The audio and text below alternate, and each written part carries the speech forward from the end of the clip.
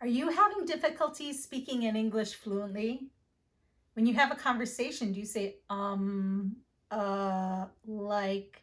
Well, in this video, I'll be giving you tips and strategies to speak more fluently and master the independent speaking questions on the Cambridge, TOEFL, and IELTS exams.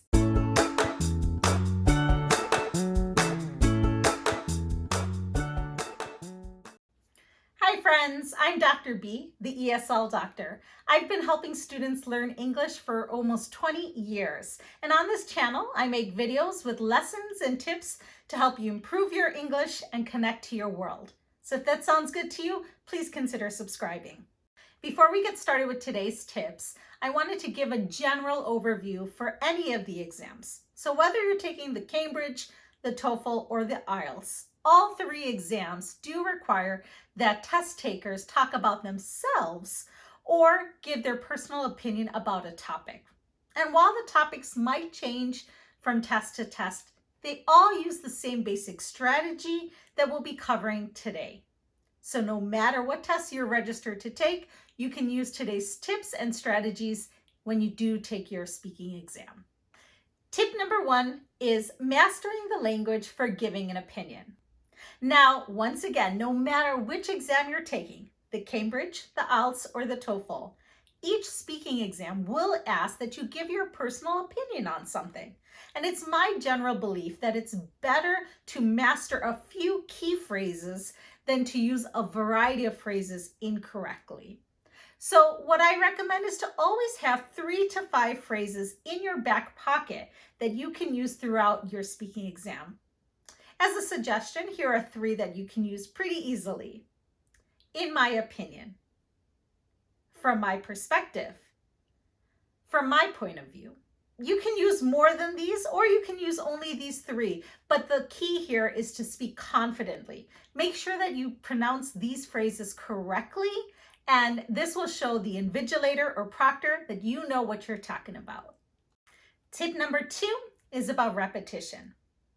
There's an old saying that repetition is the father of learning, and I couldn't agree more.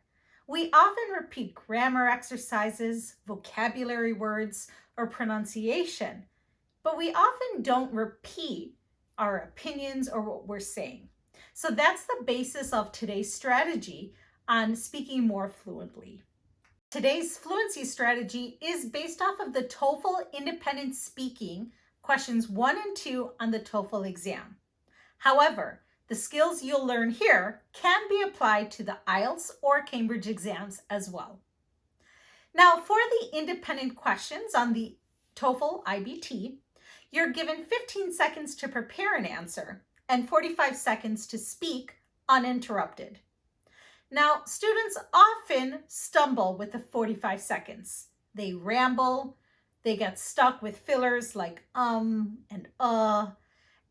they might not have the vocabulary to keep going for the extended period of time. So this can be a real problem. But in this strategy, you're going to be able to make sure that you fill those 45 seconds and that you speak as concisely as possible. So for this exercise, I want you to have your cell phone timer available. Time yourself for 15 seconds to prepare an answer, and then 45 seconds to speak on it. Don't worry about stumbling over your words. The idea here is just to speak uninterrupted for the 45 seconds. Then I want you to repeat this again. 15 seconds to prepare and 45 seconds to speak, but speak about the same question. Continue this drill, and each time that you repeat, I want you to reduce your prep time. So go down from 15 seconds to 10 seconds to 5 seconds to 0 seconds. Each time speak about the same question and the same topic for 45 seconds. You'll notice by the end of this time that you're speaking more fluently, you're using less fillers like and you're not stumbling over your words, and you're using a variety of vocabulary. If you don't believe me, here's a bonus tip. Record yourself on your cell phone and record each iteration of your speaking drill. By the end, you'll notice that you're speaking a lot more confidently and fluently. Tip number 3 is all about translating. And in this case, not translating. I know that when you want to do an exam like the Cambridge, IELTS, or TOEFL, you want to do your very best, and you might feel tempted to use vocabulary that's new to you. But I'm going to warn you to not translate words from your native language. This will make your speaking unnatural and imbalanced. It's better to speak more simply and confidently than to use words that don't exist in English or sound unnatural to you. So what I'm going to recommend is that you think in English and speak in English. Tip number 4 is about identifying key vocabulary for a variety of topics.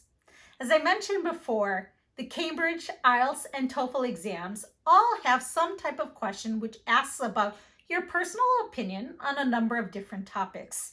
So my strategy to help you use a variety of vocabulary is to brainstorm between 10 and 15 topics that you might see on one of these exams. And then for each of these topics, develop 5 to 7 vocabulary words that you could use for each of these topics. By the way, I've already made a list for you and it's in the description box below, so you can use that to study from. Now, once you feel comfortable with these words, when you get any topic on the test, you'll be able to fluctuate and vary your vocabulary pretty easily. And this will make your speaking more confident and more concise.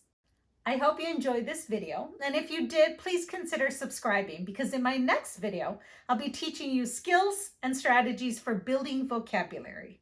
In the meantime, check out my last video right here. See you next time.